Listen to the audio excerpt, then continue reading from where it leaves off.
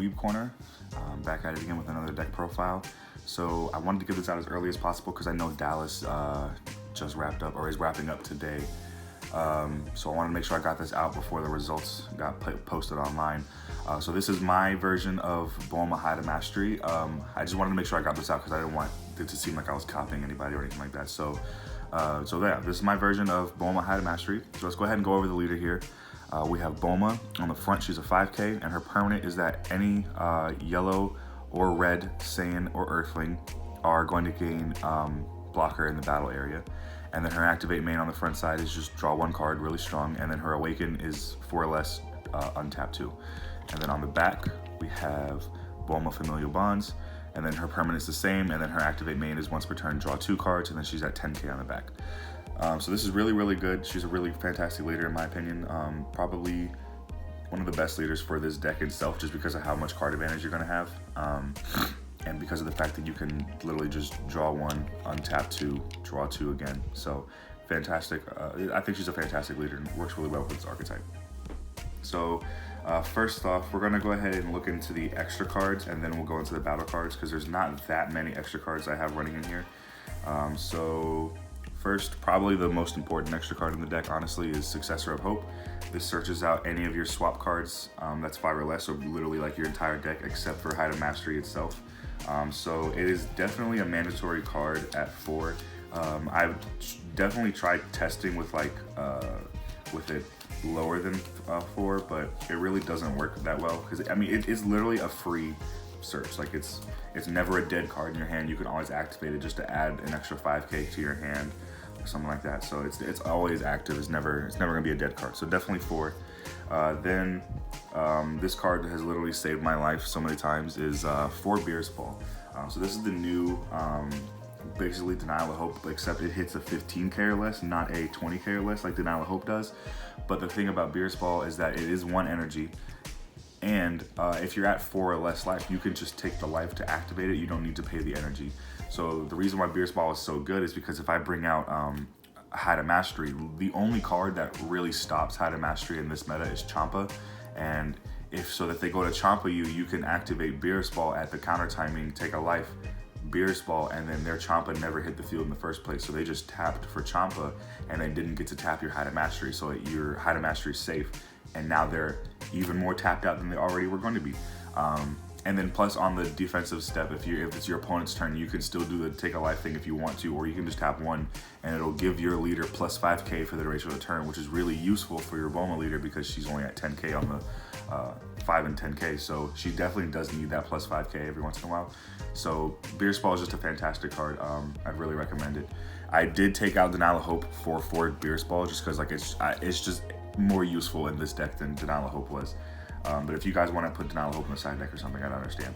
And then for our defense, we have 3 Flying Nimbus. This is honestly all you really need.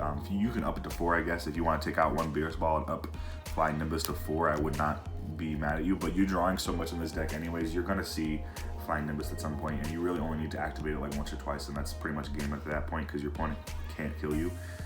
It's definitely really hard to die in this deck, I'm not going to lie to you, because with Flying Nimbus and then your blockers and everything, like it's definitely almost impossible to die in this deck as long as you get the right hands.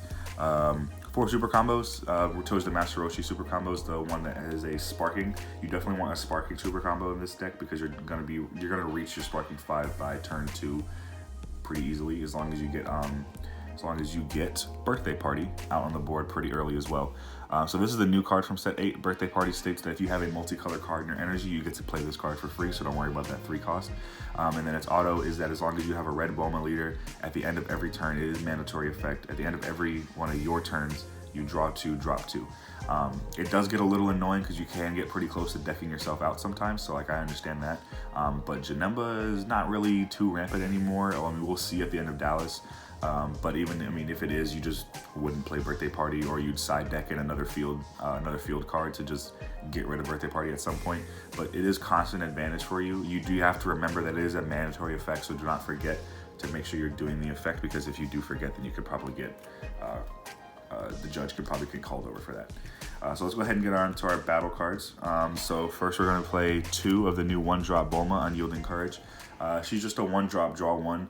I really like her a lot though because she's also going to serve as a blocker because you just play her, draw 1, now you have a blocker just in case you want to have a little bit more defense if you have some extra energy open.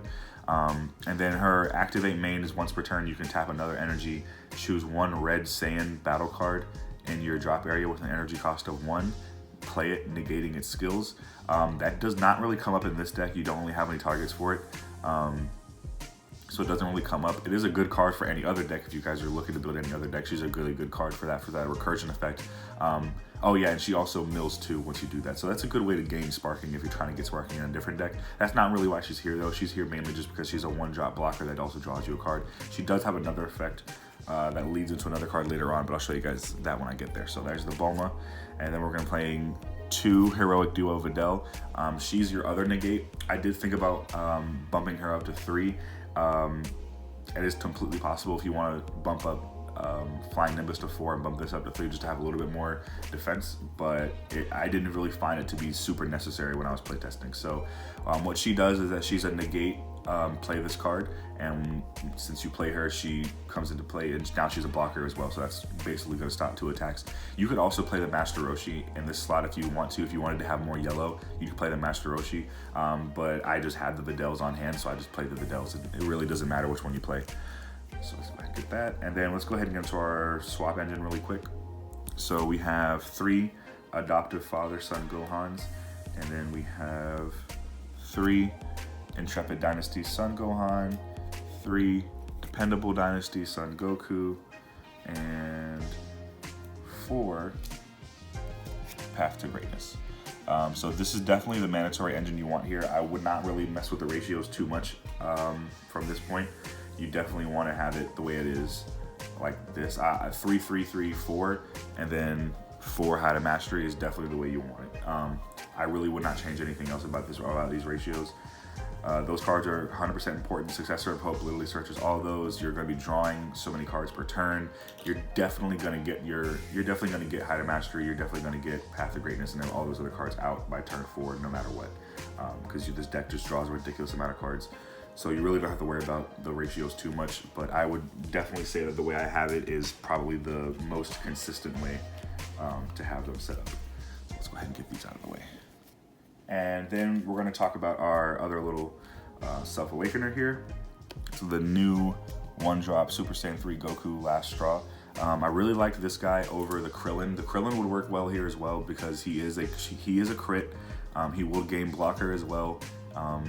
But I kind of just like the double strike a little bit better because it just adds that little bit of extra pressure. Crit, I've always appreciated crit more than double strike because that's one less card that your opponent can see.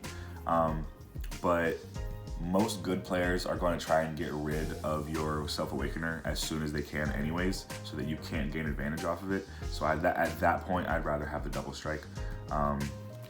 So if you guys want to put the Krillin in there instead, that's up to you, but I like this guy instead. Then, obviously, we have our Energy Exhaust, Whis. You need 4 of those. I don't see any other reason why you wouldn't play 4 of those. And then our other red-yellow card we're going to play is Super Saiyan Vegeta Raging Frenzy. He is one of the other new cards. He works in tandem with that Bulma. So what that Vegeta says, other than being an Energy Exhaust, but what that Vegeta says is if any Bulma is removed from play in your battle area or is KO'd, meaning if you block with her, she'll be KO'd, or if your opponent removes her in any way, this Vegeta gets played for free from your hand without having to do an energy cost. So, I mean, in all reality, if you really wanted to, you could on turn 1 play that Bulma and then block with her, and then going into your turn 2, you have a 20k double strike on the board like right away. He's really good for that. He's really good extra. This is good extra pressure. If not, you can always just charge him for that energy exhaust. And that's why I kind of have him in there, just to have 6 multicolor cards. And the last card we're going to be playing is 2 Champa.